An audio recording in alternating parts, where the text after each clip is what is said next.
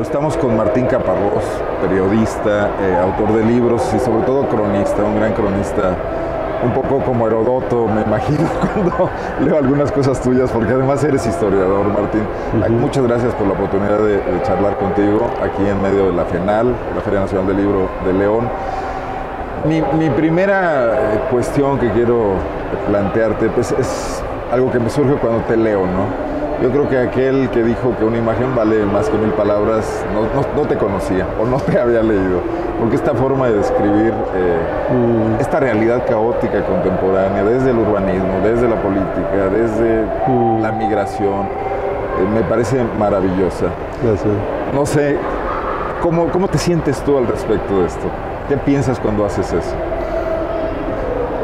No sé qué decirte.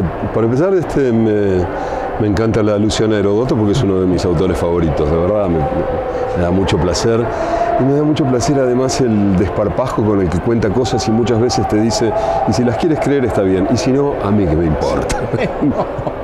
Pero bueno, ahora queda feo decir ese tipo de cosas, pero bueno, en cualquier caso, no sé, es como, iba a decir, lo voy a decir, me desespero. O sea, me pongo ahora, por ejemplo, frente a una especie de desafío un poco idiota, ¿no? Que era esto que estoy haciendo para El País de Madrid, de contar ciudades, sí, de las grandes ciudades latinoamericanas.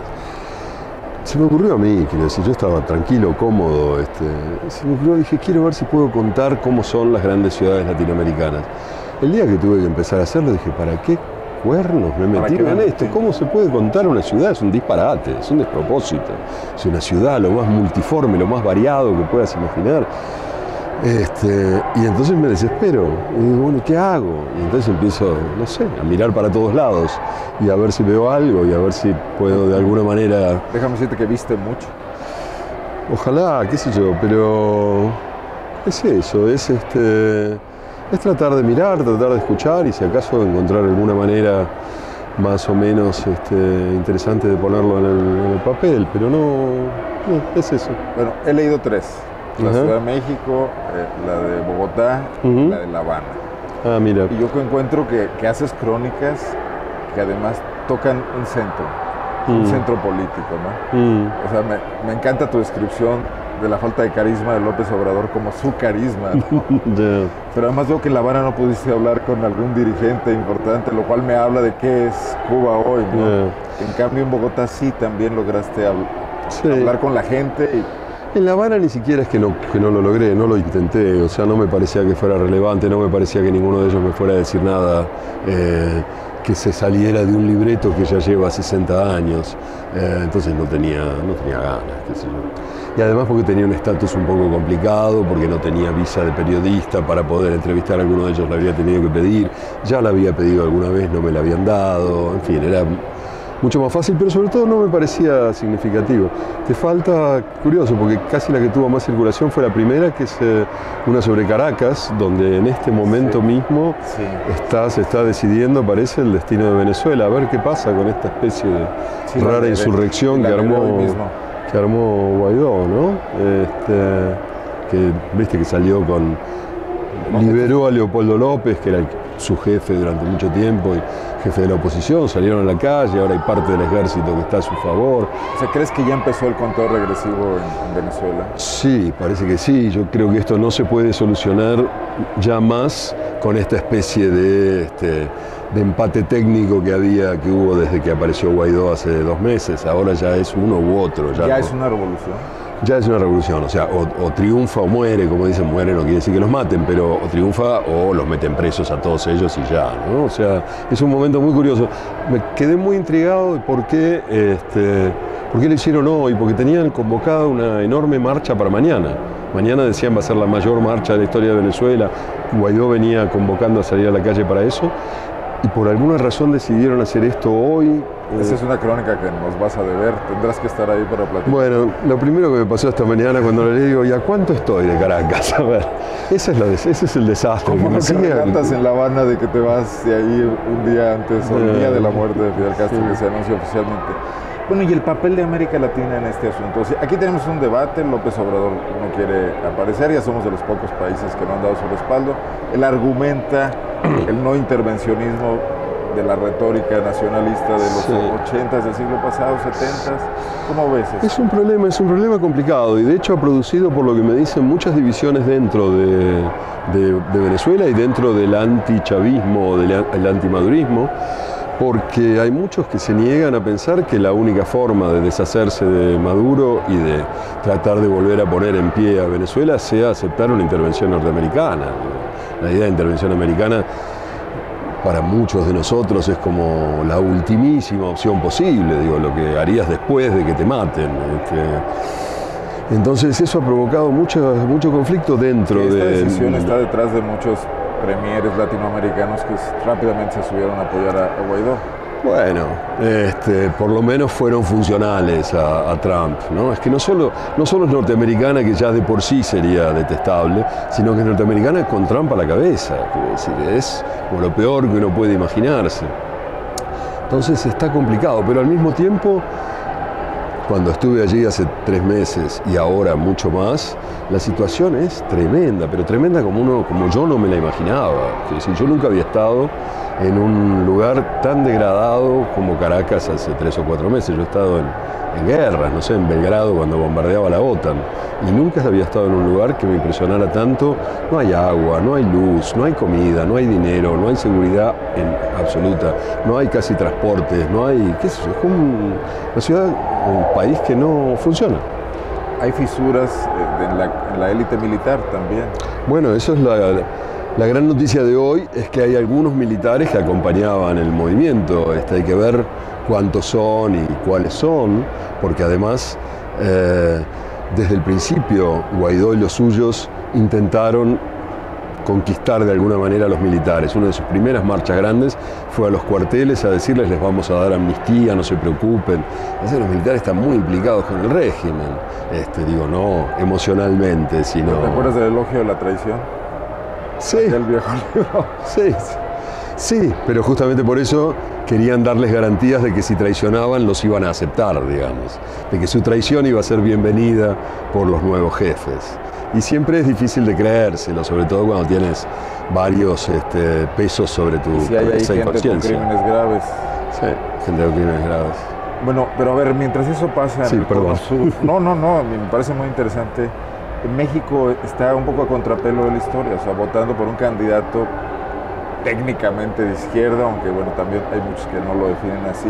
Mientras todos los países que dieron este vuelco hace una década han regresado, han sido populismos fracasados, o esa nostalgia con la que tú narras La Habana de los sueños que muchos, porque yo casi soy de tu edad también, tuvimos hace años de que podía ser una salida para América Latina, las revoluciones socialistas. Sí. ¿Nos hemos vuelto caóticos nada más simplemente, o esto podría todavía tener algún sentido? No sé, yo creo que y te hablo ya más sobre el caso argentino y algunos que se le parecen un poco, que son los que conozco más. Me parece que lo que pasó en América Latina en los años 2000 y así, fue que grupos más o menos oportunistas se apropiaron del discurso de izquierda.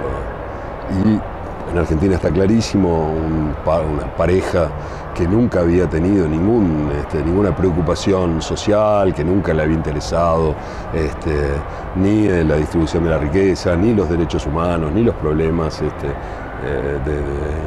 fin, más populares. ¿Con historial de corrupción o surgió después? Con un historial, ni siquiera de corrupción, de algo mucho peor. ¿Sabes a qué se dedicaba Néstor Kirchner en el año 76, mientras sus supuestos compañeros estaban siendo asesinados por los militares? Él puso un bufete en su provincia lejana, en Río Gallegos, la capital de Santa Cruz, donde ejecutaba hipotecas, o sea, recibía pleitos de propietarios a quienes desalojaba. Llegó a tener, en 3 años, pasó de 0 a 20 y tantos pisos, apartamentos, que recibió a partir de desalojar gente que no podía pagar la hipoteca. Que no me cuenten, que esa es una idea muy de izquierda, digamos, no nos parece un luchador social, ¿no? Bueno, nada, la idea, digo, que una serie de oportunistas se apropiaron del discurso de izquierda y lo potenciaron, digamos, con políticas que demostradamente no tienen que ver con las ideas de izquierda. Quiero decir, yo en el caso de Argentina lo trabajé mucho y con números he tratado de mostrar cómo después de 10 o 12 años de gobierno kirchnerista, en una época próspera de la Argentina por la subida de los precios de las materias primas en el mundo, etcétera, etcétera, la cantidad de pobres con la cual terminaron su mandato fue una de las más altas de la historia. La distribución de la riqueza era tan injusta como cuando empezaron. O sea, lo único que hicieron fue dar unos subsidios, unas limosnas, pero no cambiaron en absoluto lo esencial de la situación social argentina, con muchos años de gobierno y con prosperidad. Entonces eso demuestra que realmente era puro discurso. El problema fue que el mal uso de ese discurso, mientras por un lado no cambiaban nada y por otro lado varios de ellos robaban mucho, hizo que ese discurso se desprestigiara radicalmente. Entonces yo hace ya, no sé, como 10 años, cuando faltaba bastante para que se terminara el kirchnerismo, escribí en algún lado que lo peor de ese proceso no era lo que estaba pasando, sino lo que iba a pasar después. Iban a venir años y años de gobiernos como de derecha que se iban a aprovechar de que la próxima vez que alguien dijera distribución de la riqueza, todo el mundo se iba a reír y le iba a decir, claro, para llevártela tú. Eso me lleva directo a una pregunta. El tiempo hemos llegado ya al límite. Ay, perdóname. ¿Cómo ves a López Obrador? Porque además aquí se va a invertir gran parte del recurso público. Él dice que el proveniente de la corrupción en esta política de apoyos o de dádivas o de regalar dinero a la gente directamente, incluso a la gente directo sin organizaciones intermedias. Eso ya se ha vivido en otras partes. ¿No ha funcionado? En general no ha funcionado. De hecho, incluso el kirchnerismo estuvo en contra, te digo el ejemplo argentino, durante 6 o 7 años de su gobierno decía, con muy buen tino, que lo que había que hacer no era darle dinero, subsidios, alimentos a las personas, sino darle los medios para que armaran formas eficaces de ganarse la vida, que armaran cooperativas para producir esto, para arreglar lo otro, para hacer tal o cual. No darle pescado, enseñarle a pescar y proveerle la caña de pescar, el hilo y los elementos que fueran necesarios, pero después dejarlo que pesque solo, porque si no, lo que hace los diversos peronismos de América Latina es producir una capa enorme de pobres. O los diversos priismos. O los diversos priismos, por supuesto, porque quitarle al César lo que es del César. Es producir una capa muy grande de pobres dependientes, de gente que depende del Estado para todo, y que por lo tanto va a votar a eso. Eso ya lo sabemos, ya lo hemos visto tantas veces en nuestro continente. Yo espero que busquen otras maneras. Tú eres un migrante, eres un viajante, estás en muchas partes y te identificas con muchas cosas. Tus crónicas no reflejarían eso si no pasara. Y hoy vivimos este fenómeno de una migración acelerada que está despertando muchos rechazos. Sí. Es producto de las desigualdades. Aquí mismo van a pasar caravanas de migrantes, creo que cada vez mayores y más desordenadamente. ¿Ves una posibilidad de gestionar esto de una forma ordenada, humanitaria, o nos puede rebasar el caos? Un poco como los bárbaros que cercaban el Imperio Romano, volviendo a la historia clásica. Ya.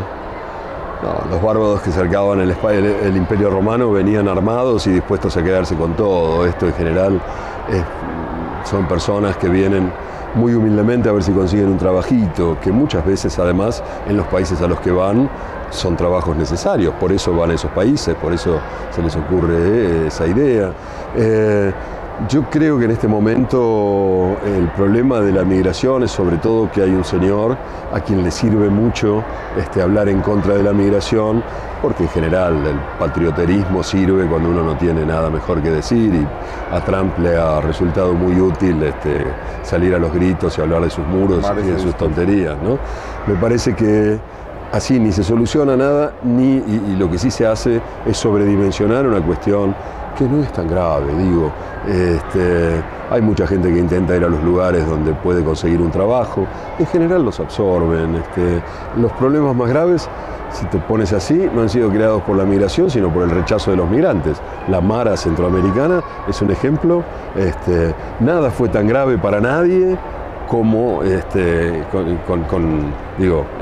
cuando hubo migrantes llegando a determinados lugares, a Estados Unidos, a Europa o así, no crearon tanto caos como cuando Estados Unidos rechazó a algunos migrantes, los mandó de nuevo a sus lugares de origen y vinieron con ciertos elementos de esa cultura californiana o lo que sea, y armaron las maras y jodieron 3 países, todavía están así, ¿no?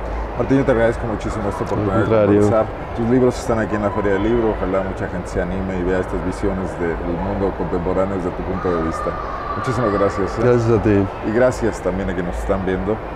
Soy Arnoldo Cuellar, de Laboratorio de Periodismo y Opinión Pública.